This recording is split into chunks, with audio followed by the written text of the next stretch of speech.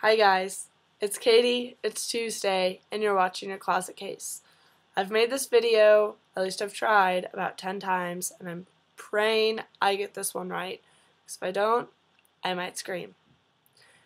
This week, we are talking about self-harm and self-injury, which is why I think it's so hard for me to make this video, because it's a really important topic, and I really just want to say everything right. And I think on this type of topic, it's so hard to say everything you need to in absolutely the right way. So I'm just going to give you guys my best shot. Bear with me, take what you can from it, and know that this is a really serious topic this week. I think before going into everything, someone has to be educated about what self-harm is before helping themselves and their friends. And I want to be more educated on it too, so I read a little bit about it, and I'm going to share what I've gathered to you. Self-harm, I think the biggest word thrown back and forth in this topic is cutting, although I'd like to stress that it is not the only way to inflict self-harm, but for the purpose right now of my video, I'm going to stick with this one. For cutting, I believe it's used as a coping mechanism, either to feel or to release high emotional pain. Although, again, I'd also like to stress that this is not the best alternative, and that there are so many other forms of releasing that high anger or high depression or high anxiety, which is what I'm going to talk about next, and finding those resources to kind of moving away from self-harm. I think that you should be aware that self-harm does not just happen to the emo kids. I think that depression and emotional trauma knows no boundaries and knows no barriers between humans. That people can cut themselves regardless of age or gender or race or sexual identity or socioeconomic status. So I think to understand that and grasp that idea, especially if you're in high school, that's a really big step towards being aware and acknowledging the presence of the cutting circumstances. I really just want to focus the attention on a few organizations that really cater to finding, that really cater to, God, I can't think of the word. Cater to helping people out that are suffering through this. Wow, Katie, come on.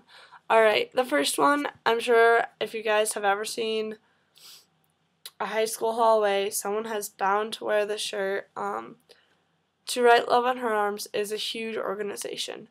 Now, this is not a helpline organization, but it's more a nonprofit that focuses on encouraging the vision of seeking help and getting better. I just want to focus now a little bit on a project that is a helpline, the Trevor Project. Many of you guys might have the Trevor Space account. This is from the same organization. There's a Trevor hotline, and you can call this 24/7.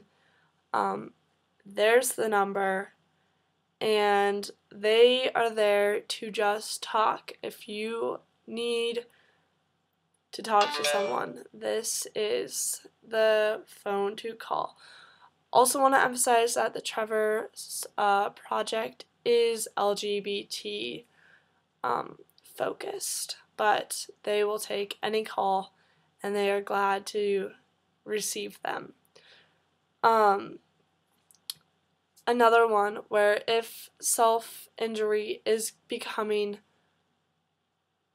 progressively more towards the idea of suicide, although I would like to stress that cutting is not a suicide act, but I want to stress that if you or your friend is becoming more and more on the brink of suicidal thoughts and tendencies, there is a suicide hotline, and I encourage you to give it a call if you are feeling like you're at the end of the line, or if your friend is. This is not something to ignore. This is something that you need to act upon right now. And if you're nervous that your friend would be mad at you or something, and if it's not calling a hotline, if it's talking to their parent, your parent, a teacher, someone that you trust, not another friend, but an adult, that is definitely a necessary thing. And I'm sorry that's going a little bit off the topic, on the more extreme side of things, but I don't want to be too long on this video. So also know, all of us are here to talk from Your Closet Case. We all have our personal accounts, and know that we also have a form spring that we are slowly answering your questions, but please send them in anonymously. Also know that, and we are going to be glad to answer them. So I have made it through this video, and you should be proud of me. Leave us a comment. Video responses are always awesome, and I will talk to you guys next week. Hopefully I will be less sick. Oh my gosh, it's almost 8 minutes. I'm gonna cut this down. Bye guys. Have a great rest of your week.